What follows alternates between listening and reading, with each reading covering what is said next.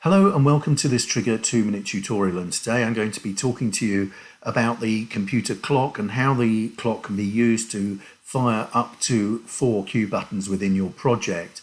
So I've got a project set up here for a fictitious museum or theme park, and five cue sheets representing different exhibitions or rides within your theme park or your museum.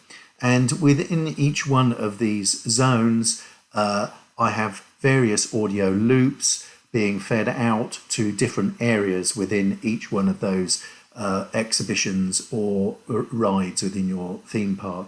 So you can see that the zone 1 is routed to device 1 and zone 2 to device 2 and such like. And if we look at the routing for, say, this cue button by going to the button properties window, you'll see that the audio is routed to channel 1.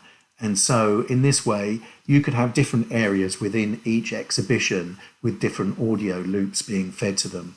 And likewise, each audio loop in zone 1 is grouped to group 1 and zone 2 to group 2 and such like. So in this way, I can use trigger buttons on the first 2 cue sheets to control each zone individually. So you'll see if I fire this trigger button, it will fire everything in zone 1, and likewise I can stop everything in zone 1 simultaneously. And additionally, I've got a master trigger button which will fire each one of these trigger buttons in turn. So by firing this, I can fire everything, all the loops for the entire establishment. And likewise, I can stop them that way.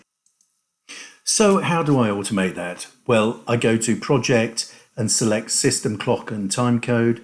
I make sure that System Clock tab is selected.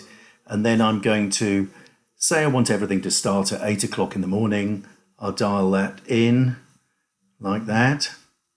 And I want to recur every day. This is the target button here that I want to be fired, and I'll set the first event to be for the future, so that'll be for tomorrow, and I activate it. And then I do the same for everything to stop at 6 o'clock in the evening, so I'll add those parameters. And again, I want this to happen every day. I'll put tomorrow's date in and I'll activate that, and I want to make sure it's the correct cue button. It's going to kill all. Okay, so now all the audio loops will start at 8 o'clock tomorrow morning, and they'll stop at 6 o'clock in the evening until I tell it to stop. Okay, I hope you've enjoyed today's 2-minute tutorial, and you'll join me next time.